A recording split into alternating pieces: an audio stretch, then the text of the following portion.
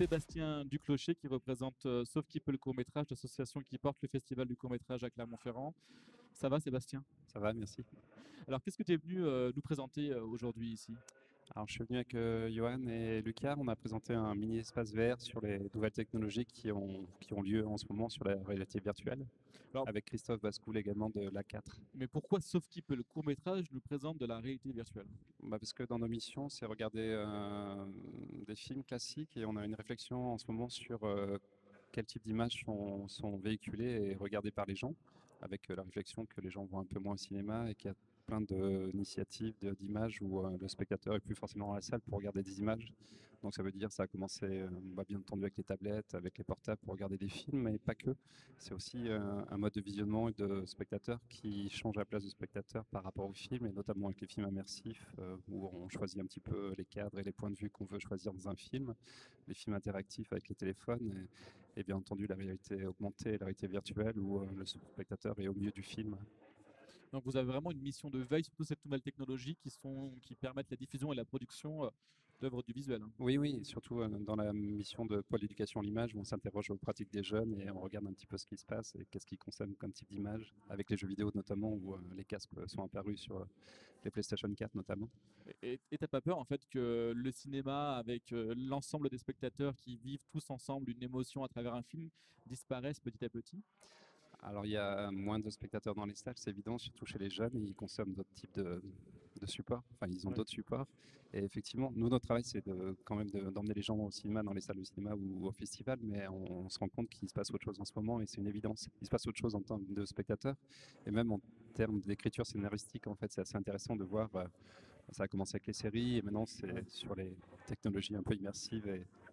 Et donc vous, au Festival du court-métrage, vous avez quelques films qui sont présents en VR. Oui, on a commencé à l'atelier il y a 4 ans pour montrer quels étaient les premiers films en VR. La VR a maintenant 3-4 ans et maintenant la technologie est vraiment stable et les Ouais. films sont intéressants, les technologies et les casques sont stables. Donc on peut voir des vrais films, des vraies expériences Ouais. comme un spectateur. Mais après ça, la question c'est qu'on voit les films seuls en fait et on s'interroge qu'est-ce qu'on peut faire avec ça. Ouais. D'accord. Tu nous as emmené plusieurs modèles de casques parce que ça a pas mal évolué. Tu peux nous les présenter? Oui, alors un des premiers casques, c'était, il y en a une trentaine qui sont sortis comme ça. C'est le, Ah, je le mets là. voilà. C'est un C'est peu le croisé. Omido, donc c'est le premier prototype de casque où il fallait insérer un téléphone à l'intérieur parce que les films sortaient d'un téléphone. Ça, c'est la première version, ça a maintenant 4 ans, donc c'est un peu désuet. Mais Ouais. c'était la première technologie et c'était intéressant. C'était plutôt pour des films à 360. D'accord. Depuis, Oculus, qui est une société spécialisée dans la VR, a sorti l'Oculus Gear. Ouais. Et voilà. Et ça, c'est un des premiers casques intéressants qui est sorti avec Samsung. Et les films étaient vraiment des films de cinéma. Et notamment, ça donnait le film I, Philippe qu'on peut voir ici, qui est un personnage qui est tombé dans le coma. Et en tant qu'expérience VR, on a la place du personnage principal. Donc on sort du coma en même temps que le personnage principal et on découvre toute sa vie, sa femme, son travail à l'université. Donc ça, c'était le casque dominant il y a encore un an. Et maintenant, Facebook est passé par là Oui. et a sorti le premier casque sans téléphone. Donc le coût des casques a beaucoup baissé.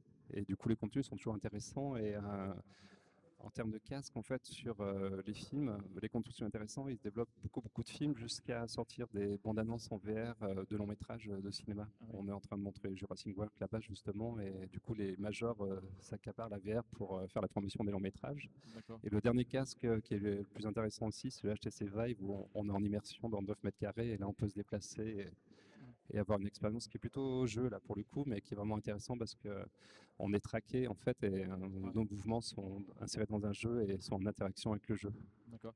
Et alors, nous, en tant que grand public, où est-ce qu'on peut trouver du contenu pour ces casques? Parce qu'il ne suffit pas d'avoir le casque, il faut bien Alors trouver le contenu à quelque part, hein. ouais, ils sont livrés avec les casques. Chaque casque et chaque fabricant a sa base de données. D'accord. Donc ça veut dire que ce qui est un peu compliqué, là, il n'y Ouais. a pas d'uniformité sur le marché. Il faut acheter un casque pour accéder à un tel type de film. Ouais, c'est un Donc peu là, c'est un dommage. peu la guerre du marché en fait. Ouais. Mais Facebook a frappé un grand coup avec un casque sans téléphone et avec beaucoup de contenu très intéressant, à la fois en termes de films musées, documentaires en VR qui marchent très très bien en fait, des documentaires sur la peinture et aussi des films narratifs. D'accord. Donc chaque casque a son type de contenu pour l'instant. Et vous qui étudiez justement, toutes ces nouvelles technologies, ça implique aussi une nouvelle forme de production de films. Ouais. Alors, qu'est-ce que ça implique? Parce qu'on n'écrit pas un scénario pour un film diffusé en VR comme un scénario qui serait diffusé sur un écran plat Ouais, dans un cinéma donc normal, hein. la difficulté de la VR, c'est qu'on a une caméra avec 6 caméras, 4 latérales et une en haut, une en bas. Donc on filme tout.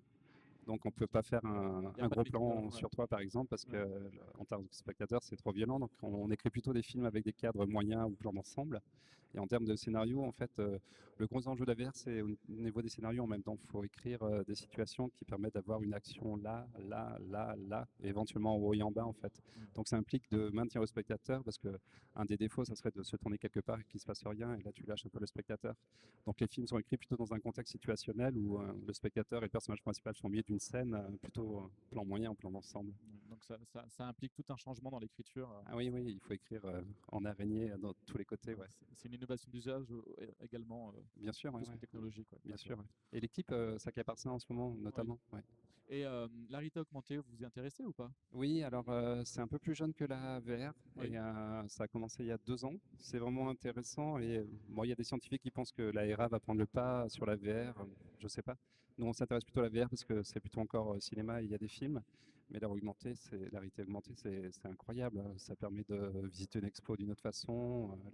Le tableau prend forme dans ton C'est-à-dire, on peut téléphone. expliquer un peu ce que c'est la réalité augmentée, qu'on Alors, s'imagine bien? ouais, un des principes classiques, c'est de visiter une expo. Mm. Et le fait de poser son téléphone sur le tableau, en fait, le tableau prend vie, en fait. Donc il y a Ouais. une extension du tableau dans l'espace virtuel. Et donc ça va donner un prolongement pour les expos très intéressant. Et d'un point de vue pédagogique, ça va être incroyable parce qu'on va pouvoir consulter un livre et je ne sais pas si on regarde une scène de 14-18, on aura Ouais.